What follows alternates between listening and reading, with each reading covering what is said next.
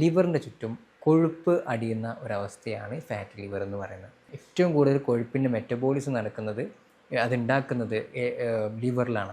ലിവറിൻ്റെ അകത്തുള്ള കോശങ്ങൾക്ക് ചുറ്റുമൊക്കെ ഈ കൊഴുപ്പ് അടിയുമ്പോൾ ഈ കോശങ്ങൾക്ക് അതിൻ്റേതായിട്ടുള്ള പ്രവർത്തനങ്ങൾ ചെയ്യാതെ പറ്റാതെ വരും. പക്ഷേ അതിൻ്റെ പ്രശ്നം അത് പല ആളുകളിലും കണ്ടുപിടിക്കപ്പെടാറില്ല. അപ്പോൾ ആദ്യം കുറയ്ക്കേണ്ട എവിടെയാണ്? നമ്മൾ ഈ ചോറുകളെ ഒഴിവാക്കുക എന്നുള്ളതാണ്.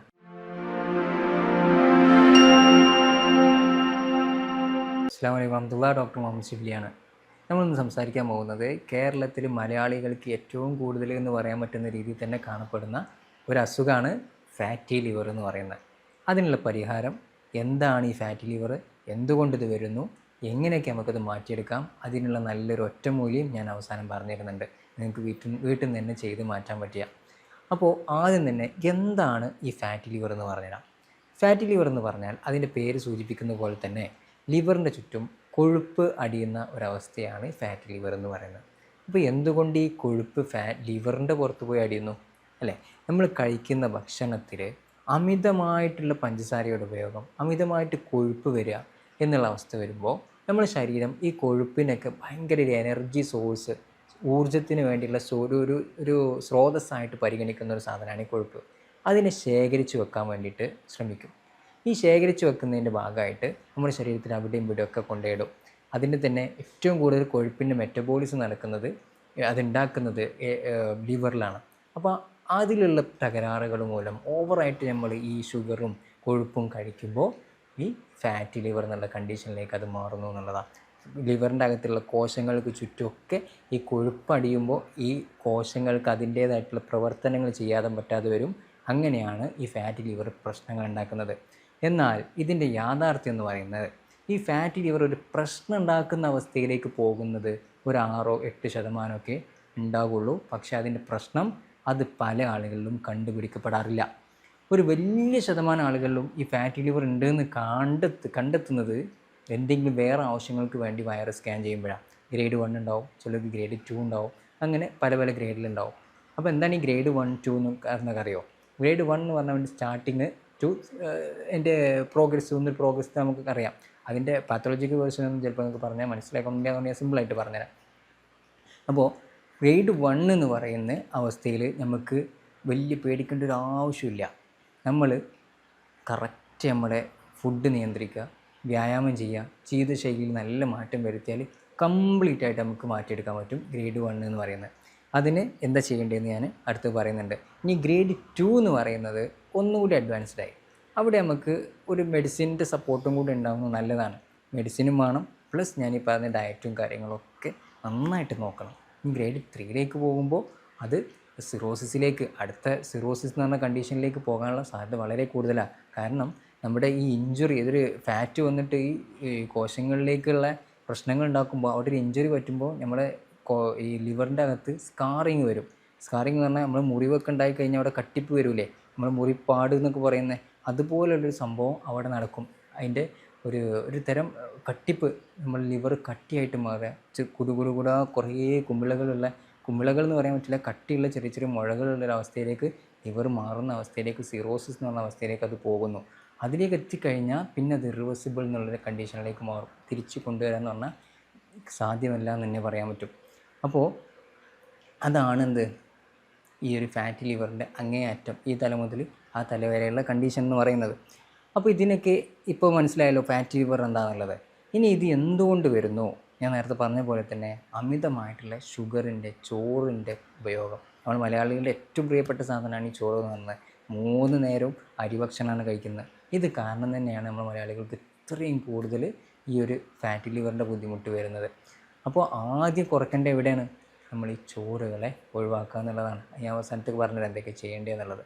അപ്പോൾ അതാണ് മെയിനായിട്ടുള്ള കാരണം. പിന്നെ വേറൊരു കാരണം, സെക്ഷുവലി ട്രാൻസ്മിറ്റഡ് ആയിട്ട് വരുന്ന ഹെപ്പറ്റൈറ്റിസ് ബി, സി അസുഖങ്ങൾ വരുമ്പോൾ അതിൻ്റെ ഭാഗമായിട്ട് ലിവർ ഡാമേജ് വരികയും അത് പിന്നെ സിറോസിസ് എന്നുള്ള കണ്ടീഷനിലേക്കൊക്കെ എത്തിക്കുന്നു എന്നുള്ള അവസ്ഥ ഉണ്ടാവാറുണ്ട്. അപ്പോൾ ഇതൊക്കെയാണ് ഫാറ്റി ലിവറിൻ്റെ കാരണങ്ങളും എന്താണ് ഫാറ്റി ലിവർ എന്ന് പറയുന്നതും. അപ്പോൾ ഇതിന് നമുക്ക് വീട്ടിൽ നിന്ന് തന്നെ ചെയ്യാൻ പറ്റിയ, ഇത് ഒഴിവാക്കാൻ ഗ്രേഡ് 1 ഒക്കെ ഉള്ള ആളുകൾ എന്തൊക്കെയാണ് ശ്രദ്ധിക്കേണ്ടത്, ഗ്രേഡ് 2 ഉള്ള ആളുകൾ തന്നെ മെഡിസിൻ്റെ കൂടെ, ഡോക്ടറെ കാണിച്ച് മെഡിസിൻ്റെ കൂടെ തന്നെ എന്തൊക്കെയാണ് ചെയ്യേണ്ടത് എന്നുള്ളത് ഞാൻ പറഞ്ഞുതരാം. ഈ ഫാറ്റി ലിവർ നിങ്ങൾക്ക് ഉണ്ടോ എന്ന് എങ്ങനെ മനസ്സിലാക്കാൻ പറ്റുക? ഫാറ്റി ലിവറിൻ്റെ പ്രത്യേകത വലിയ ലക്ഷണങ്ങളൊന്നും ഫാറ്റി ലിവർ കാണിക്കില്ല. ഒരു ഒരു കുറച്ച് ശതമാനം ആളുകളിൽ ഇത് ഇവിടെ എങ്ങനെയായിട്ട് വയറിൻ്റെ വലതുവശത്ത് മുകളിലേക്കായിട്ട് വാലിന് തൊട്ട് താഴെയായിട്ട് ഒരു വേദന, ഒരു ഫുൾനെസ് ഒരു നിറഞ്ഞിരിക്കുന്ന പോലെ, അല്ലെങ്കിൽ ചെറിയൊരു അസ്വസ്ഥതയൊക്കെ ഫീൽ ചെയ്യുക. ചിലപ്പോൾ നന്നായിട്ട് തൊട്ട് നോക്കുമ്പോൾ എന്തോ ഒരു മുഴയുള്ള പോലെയൊക്കെ ഫീൽ ചെയ്യാറുണ്ട് ചിലരെ ചുരുക്കം ആളുകളിൽ. അതാണ് ഉണ്ടാവുക. പിന്നെ ഭയങ്കര ക്ഷീണമായിരിക്കും. ഫാറ്റി ലിവർ ഉണ്ടെങ്കിൽ ഭയങ്കര ക്ഷീണം ഉണ്ടാവും, കിതപ്പുണ്ടാവും. അതേപോലെ ഷുഗർ, കൊളസ്ട്രോളിൻ്റെ മെറ്റബോളിസം, കൊളസ്ട്രോൾ നന്നായിട്ട് അങ്ങോട്ട് വേരിയേഷൻ നിൽക്കുന്നുണ്ടാവും. ഇങ്ങനത്തെ കുറച്ച് ബുദ്ധിമുട്ടുകളെ ഈ ഒരു ഫാറ്റി ലിവറിൽ കാണിക്കുള്ളൂ. ഒന്ന് ഫാറ്റി ലിവർ അങ്ങ് സ്റ്റേജിക്ക് കൂടി വരുമ്പോഴാണ് കണ്ണിൽ മഞ്ഞ വരിക, നഖത്തിലൊക്കെ മഞ്ഞ വരിക, കയ്യിൻ്റെ ഇടയിൽ മഞ്ഞ വരിക, ഒരു മഞ്ഞ കളറുള്ള പോലെ ഫീൽ ചെയ്യുക. ഇങ്ങനത്തെ സംഭവങ്ങളൊക്കെ ഒന്നുകൂടി അങ്ങോട്ട് എത്തുമ്പോഴാണ് നമ്മുടെ മലത്തിലൂടെ പോകുന്ന മലത്തിൻ്റെ നിറം, മലത്തിൽ ഒരു കൂടുതൽ കൊഴുപ്പ് കാണുന്ന അവസ്ഥ, അതുപോലെ മൂത്രത്തിൻ്റെ നിറം നല്ല മഞ്ഞയിലേക്ക് മാറുക. ഇതൊക്കെയാണ് ലക്ഷണങ്ങൾ ഒന്നുകൂടി കുറച്ചുകൂടി സ്റ്റേജ് എത്തുമ്പോൾ. അപ്പോൾ ഇതിന് നമ്മൾ ചെയ്യേണ്ടത് നമുക്ക് 2-3 ടെസ്റ്റുകളാണ് ഇതിനുള്ളത്. ഒന്നാമത് USG എടുക്കുക എന്നുള്ളതാണ്. സ്കാനിങ്, വയറിൻ്റെ സ്കാനിങ് എടുത്താൽ നമുക്ക് ഒരു വിധം ഇത് കണ്ടെത്താൻ പറ്റും. ഒരു വിധം നല്ല ഏകദേശം എല്ലാത്തിലും കാണാൻ പറ്റും നമുക്ക് വയറിൻ്റെ സ്കാനിങ് എടുത്താൽ ഫാറ്റി ലിവർ ഉണ്ടോ ഇല്ലേ എന്നുള്ളത്. പിന്നെ നമുക്ക് SGPT ബ്ലഡ് ടെസ്റ്റ് ചെയ്തിട്ട് ബ്ലഡിൽ നമ്മൾ ലിവർ എൻസൈമായിട്ടുള്ള SGPT ഉണ്ടോ നോക്കുക. SGPT എന്ന് പറയുന്നത് ലിവറിൻ്റെ കോശങ്ങൾക്ക് അകത്ത് കാണുന്ന ഒരു എൻസൈമാണ്. അപ്പോൾ ഈ ലിവറിൻ്റെ കോശങ്ങൾക്ക് വല്ലാതെ ഡാമേജ് വരുന്നുണ്ടെങ്കിൽ, പൊട്ടുന്നുണ്ടെങ്കിൽ ഈ എൻസൈമൊക്കെ നമ്മുടെ ബ്ലഡിൽ കാണാൻ പറ്റും. അപ്പോൾ ബ്ലഡിൽ നമുക്ക് ഈ SGPT ഉണ്ടോ നോക്കിയാൽ നമുക്ക് മനസ്സിലാവും. നല്ല കൂടുതലുണ്ടെങ്കിൽ ലിവറിൻ്റെ സെല്ലുകൾ, കോശങ്ങൾ നന്നായിട്ട് പൊട്ടുന്നുണ്ട്, ഡാമേജ് ആവുന്നുണ്ട് എന്നുള്ളതാണ് അർത്ഥം. അപ്പോൾ SGPT കൂടുക എന്നുള്ളതാണ് രണ്ടാമതായിട്ട് നമുക്ക് നോക്കാൻ പറ്റുക. SGPT ബ്ലഡ് ടെസ്റ്റ് ചെയ്ത് നോക്കുക. പിന്നെ മൂന്നാമത് ഫൈബ്രോ സ്കാനൊക്കെ ഉണ്ട്. അതൊക്കെ ഒന്നുകൂടി അഡ്വാൻസ്ഡ് ആണ്. അതൊക്കെ ഡോക്ടർ നിർദ്ദേശിക്കുന്നതിൻ്റെ അനുസരിച്ച് നിങ്ങൾ ചെയ്യുക എന്നുള്ളതാണ്. അപ്പോൾ ഇത്രയാണ് നമുക്ക് ടെസ്റ്റ് ചെയ്യാൻ പറ്റിയത്. പിന്നെ നമുക്ക് ചില ആളുകളുടെ രൂപം ഭാവം നോക്കിയിട്ട് നമുക്ക് എന്ത് ചെയ്യാൻ പറ്റും, അയാൾക്ക് ഉണ്ടോ എന്ന് പറയാൻ പറ്റും. എങ്ങനെയാണെന്ന് അറിയോ? നിങ്ങളുടെ ഹൈറ്റ് നോക്കുക. ഹൈറ്റിന് വേണ്ട ഒരു വെയിറ്റ് ഉണ്ട്. ഒരാളുടെ ഹൈറ്റിന് വേണ്ടിയിട്ടുള്ളൊരു ശരീരഭാരം, ആ ഭാരത്തിൻ്റെ 10% കൂടുതൽ അയാൾക്കുണ്ടെന്നുണ്ടെങ്കിൽ ഫാറ്റി ലിവർ ഉണ്ടാവാനുള്ള സാധ്യത നല്ല കൂടുതലാണ്. ഉദാഹരണത്തിന് 170 സെൻറ്റിമീറ്ററാണ് ഒരാളുടെ ഹൈറ്റ് നോക്കുക. അയാൾക്ക് 70 കിലോ ഒക്കെയാണ് ഏകദേശം വേണ്ടത്. അപ്പോൾ അയാൾക്ക് 78, 80 കിലോ, 81 കിലോ ഒക്കെ വെയിറ്റ് ഉണ്ടെങ്കിൽ അയാൾ എന്തായാലും ഫാറ്റി ലിവർ ഉണ്ടോ നോക്കണം. കാരണം സാധ്യത കൂടുതലാണ് എന്നുള്ളതാണ്. അപ്പോൾ അതാണ് നമുക്ക് ഒരാൾ ഭാവം നോക്കിയിട്ട് ഫാറ്റി ലിവർ ടെസ്റ്റ് ചെയ്യണോ വേണ്ടോ എന്നുള്ള ഒരു ഐഡിയ തരാനുള്ള സംഭവം എന്ന് പറയുന്നത്. അപ്പോൾ ഇനി നമുക്ക് കാര്യത്തിലേക്ക് കിടക്കാം. എന്താണ് ഈ ഒരു ഫാറ്റി ലിവറുള്ള ആളുകൾ ശ്രദ്ധിക്കേണ്ടത്, എങ്ങനെ നമുക്ക് വീട്ടിൽ നിന്ന് മാറ്റിയെടുക്കാം, അതിനുള്ള ഒറ്റമൂലികളാണ് പറയാൻ പോകുന്നത്. ഒന്നാമത്തെ നിങ്ങൾ ശ്രദ്ധിക്കേണ്ടത് നല്ല ഭക്ഷണ രീതി നന്നായിട്ട് റെഡിയാക്കണം. ഭക്ഷണത്തിൽ ഒഴിവാക്കേണ്ടത് മെയിനായിട്ട് ഷുഗറാണ്. ആഡഡ് ഷുഗറായിട്ട് വരുന്നത് നമ്മുടെ പഞ്ചസാര, ശർക്കര, പിന്നെ കരിപ്പെട്ടി, തേന് തുടങ്ങിയ സാധനങ്ങളുണ്ടല്ലോ, ഇതൊന്നും ആഡ് ചെയ്തിട്ട് ഒരു ഭക്ഷണത്തിലും ആഡ് ചെയ്ത് കഴിക്കാതിരിക്കുക. ഭക്ഷണത്തിൽ കൂടുതൽ ഇത് ആഡ് ചെയ്യുമ്പോൾ നമ്മുടെ ലിവറിലേക്കാണത് ഫാറ്റായിട്ട്, കൊഴുപ്പായിട്ട് ഡെപ്പോസിഷൻ വരിക. അപ്പോൾ ലിവറിന് പണി കിട്ടും, ലിവറിൽ ഫാറ്റി ലിവർ വരാൻ തുടങ്ങും. ഈ ഫാറ്റി ലിവർ അടുത്ത ഗ്രേഡിലേക്ക് ഇങ്ങനെ കയറി പോകും.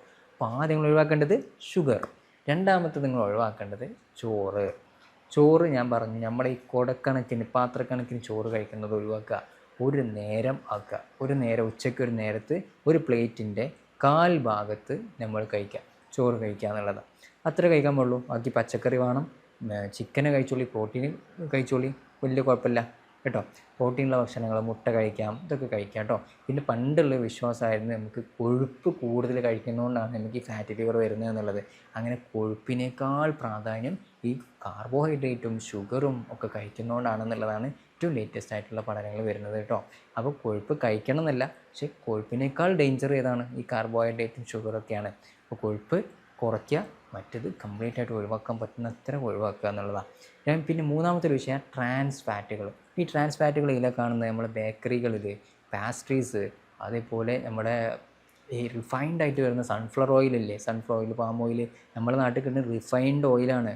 നമ്മൾ പ്രത്യേകിച്ച് മനസ്സിലാക്കണം. ഒരു ഓയിൽ വാങ്ങുമ്പോൾ അതിൻ്റെ പുറത്ത് റിഫൈൻഡ് എന്ന് എഴുതിയിട്ടുണ്ടെങ്കിൽ ആ ഓയിൽ മാക്സിമം ഉപയോഗിക്കാതിരിക്കുക. അത്യാവശ്യമെങ്കിൽ മാത്രം ഉപയോഗിക്കുക. കാരണം അതിൽ ട്രാൻസ് ഫാറ്റിൻ്റെ അളവ് ഭയങ്കര കൂടുതലായി. ട്രാൻസ് ഫാറ്റാണ് നമുക്ക് ഈ കൊഴുപ്പടിയാനുള്ള വലിയൊരു കാരണക്കാരനായിട്ട് വരുന്നത് എന്നുള്ളതാണ്. പിന്നെ വേറൊരു കാരണം വ്യായാമത്തിൻ്റെ കുറവ്. വ്യായാമം ചെയ്യൽ കുറഞ്ഞു കഴിഞ്ഞാൽ നമ്മൾ ലിവറിന് ടോക്സിൻ റിമൂവലിൻ്റെ പണി കൂടും. കാരണം വ്യായാമം ചെയ്യുമ്പോൾ നല്ല ബ്ലഡ് ഫ്ലോ ഉണ്ടാകും. അപ്പോൾ ഒരുപാട് വിയർക്കും, ഒരുപാട് ടോക്സിൻസ് നമ്മുടെ ശരീരത്തിൽ നിന്ന് അങ്ങനെ തന്നെ പോകും. പക്ഷേ അതല്ലെങ്കിൽ നമ്മൾ ലിവർ എന്ത് ചെയ്യും, ഓവർ പണിയെടുക്കേണ്ടി വരും. ഓവർ പണിയെടുക്കാൻ അതിന് പറ്റാതെ വരും. അപ്പോൾ അതിൻ്റെതായിട്ടുള്ള ബുദ്ധിമുട്ടുകൾ ലിവറിൽ വന്നിട്ട് ഫാറ്റി ലിവർ എന്നുള്ള അവസ്ഥയിലേക്ക് പിന്നെയും കയറി പോയിക്കൊണ്ടിരിക്കും. അപ്പോൾ ഇതൊക്കെയാണ് എന്ത് ഫാറ്റി ലിവറിന് നമ്മൾ വീട്ടിൽ ചെയ്യേണ്ട കാര്യങ്ങൾ. പിന്നെ വെള്ളം നന്നായിട്ട് കുടിച്ചു കൊടുക്കണം. ഒരു 25 കിലോഗ്രാം ബോഡി വെയ്റ്റിന് 1 ലിറ്റർ വെള്ളം എന്നുള്ള രീതിയിൽ നിർബന്ധമായിട്ട് നിങ്ങൾ വെള്ളം കുടിക്കുക എന്നുള്ളതാണ്. അപ്പോൾ ഇതൊക്കെയാണ് ഇതിൻ്റെ ഒരു കാര്യങ്ങളെന്ന് പറയുന്നത്. ഇനി നിങ്ങൾക്ക് ഒരു ഡ്രിങ്ക് പറഞ്ഞുതരാം. ആ ഡ്രിങ്ക് നിങ്ങൾ കുടിക്കുന്ന ശീലമാക്കി കഴിഞ്ഞാൽ നമുക്ക് ഈ ലിവറിൽ അടിഞ്ഞിരിക്കുന്ന കൊഴുപ്പിനെ കലിയിച്ച് കളയാനും അതേപോലെ ആ ഒരു മെറ്റബോളിസം സൂപ്പറാക്കിയിട്ട് ആൻറ്റി ഓക്സിഡൻറ്റ് പ്രോപ്പർട്ടി കൊണ്ട് നമുക്ക് ഈ ഒരു ഫാറ്റി ലിവറിൻ്റെ ഗ്രേഡ് നന്നായിട്ട് കുറച്ചെടുക്കാൻ പറ്റും. അതിൻ്റെ ആ ഇഞ്ചുറിയൊക്കെ നല്ല രീതിയിൽ കുറയ്ക്കാൻ പറ്റും. ആ പറ്റിയൊരു ഡ്രിങ്ക് ഞാൻ പറഞ്ഞുതരാം. അതെങ്ങനെ ഉണ്ടാക്കേണ്ടത് പറഞ്ഞുതരാം. നിങ്ങൾ സെലോൺ സിന്നമൺ എടുക്കുക. സെലോൺ സിന്നമൺ എന്ന് പറഞ്ഞാൽ നമ്മൾ സാധാരണ വാങ്ങാൻ പറ്റുന്ന സിന്നമൺ എന്ന് പറഞ്ഞാൽ കറുകപട്ട സാധാരണ വാങ്ങാൻ പറ്റുന്ന കറുകപട്ടല്ല, നന്നായിട്ട് കട്ടിയുണ്ടാവും. അത് ലിവറിന് കേടാണ്, ടോക്സിൻ ആയിട്ടുള്ള സാധനമാണ്. അത് കാഷ്യ സിന്നമൺ എന്ന് പറഞ്ഞിട്ടുള്ള സാധനമാണ്. അത് കുറച്ച് വില കുറവായിരിക്കും, പക്ഷേ കുറച്ചൊന്ന് ക്വാളിറ്റി ഉള്ള നല്ല സിന്നമണാണ് സെയിലോൺ സിന്നമൺ എന്ന് പറയുന്നത്. അത് വാങ്ങുക. അത് കുറച്ച് റേറ്റ് ഉണ്ടാവും, പക്ഷെ അത് വാങ്ങിയിട്ട് എന്ത് ചെയ്യുക, പൊടിക്കുക. എന്നിട്ട് പൊടിച്ചിട്ട് അതിൽ നിന്ന് 1 ടീസ്പൂണ്, ആ പൊടി 1 ടീസ്പൂണും മഞ്ഞൾപ്പൊടി 1 ടീസ്പൂണും 2 ഗ്ലാസ് വെള്ളത്തിൽ ഇട്ടതിൻ്റെ ശേഷം തിളപ്പിക്കുക.